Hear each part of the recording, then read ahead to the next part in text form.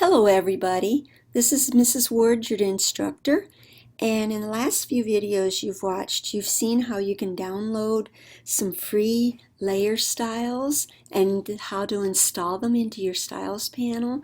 You also saw how to use layer styles. But what about if you set up some type and you did several types of layer styles on it and you want to save it? This is actually creating your own styles for this style panel. And then you could use that over and over because it's so wonderful and so beautiful. Okay, how we would do this is first you have to have something on your screen, on your page. So I'll use the type tool and I'll click right there. I actually chose up here a fat typeface. I have marker felt. I could have used that one or this one or that one. Something thin like maybe this one isn't going to work very well. So I'll leave it at marker felt. I can choose a version of it. They got thin and wide. I'm choosing wide. And I made it a large font. But I can change that anytime. I think I'll keep it at smooth. Now if I was doing smaller type, I might want to have it sharp or crisp. But there's like a strong too, but I'll leave it smooth. I'm going to center it, but you can do the alignments there. You can change color here. So I've got magenta right now. Let's go ahead and do some shade of dark orange. I like that. Right there. Okay. Now, I'm going to talk about this in a few minutes. Let's go ahead and type something. Let's just we'll type the word word. That sounds good. Now I can move it, if I move my mouse down here off of the word, I can move it where I want it. Okay. Now, the other thing you can do is warp it. So I'm going to go here. I can make an arc. That's pretty good. It's kind of archy. I can make it a flag. I kind of like the flag. And I can make the bend more like that or a little less. I can bend it the other way. I might do the flag. That looks kind of good. You can also do this with it, or you can do that with it if you want. But I'm going to leave these around 0. So there's my word. And I'll go okay there. And now, this is how I'd like it. So I'll go ahead and do the checkbox. Now I'll get the move tool. So there's a little bit about type. Okay. Now, what I want to do is create some layer styles on it, layer effects. And those combinations of effects will create a style. I can go a couple of places for that.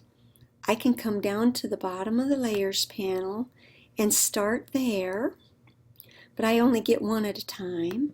Or on the layer, the type layer, don't click there. That'll bring up the type tool again. Don't click the word because that'll make you change the name of it. Double click here. Excuse me. And now we've got the layer style panel. Okay. Let's put a bevel and emboss. Let me check the checkbox. Ooh, nothing changed here. That's because you have to click on the word to get the settings. Okay. Here's the word. I can actually do all kinds of stuff. I can do an outer bevel. That doesn't show a whole lot, but I can do an inner bevel. That's kind of cool. Maybe I'll do an inner bevel. I can make it a little deeper. I don't need smooth. I can do chisel hard. That's kind of cool. Or I can do chisel soft. I think I'll go ahead and do smooth. That looks pretty good. You can change the lighting that way if you want. You can change the size of it. I can go a little smaller with this or a little larger with that. I'll go a little smaller with that. And I can soften it there. I can also, oops, not that. That's the contour. I can also go here and choose things like this or that. Ooh, I kind of like that one, or just the curve, or this one. there's all kinds of things you can do here too. I sort of like that. No, I think I'll stick with this one. Okay, because I know what I'm going to do later. And there's a few other little things you can do here. So there's the inner bevel. Okay, I can put a contour on it or a stroke, something like that. Maybe I'll do a contour on it too. Okay, now I'd like to also do a drop shadow. And I have one nicely set up here, but usually you don't change this unless you want to change the color or the opacity. You can choose the opacity, make it less bright or noticeable.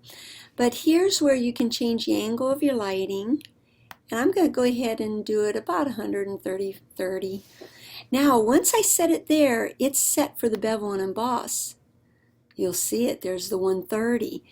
So it'll set the angle of your lighting on all of these to be the same. Okay, now the drop shadow, you can do the distance like that if you want, but I kind of like that distance. You can do the spread, that comes out a little farther too. I kind of like it there. The size actually makes it get bigger and blurrier. Let's say I like it like right there. Okay.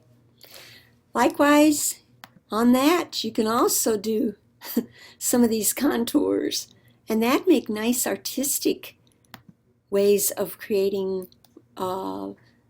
styles on your text too. Okay, so I'm just going to go ahead. Well, maybe I'll do it not like that, not like that.